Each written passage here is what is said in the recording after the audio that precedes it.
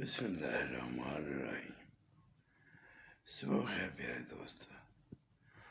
دوستو اللہ تعالیٰ سورہ حشر میں فرماتے ہیں کہ اہل دوزخ اور اہل جنت ایک نہیں ہو سکتے، اکٹھے نہیں ہو سکتے۔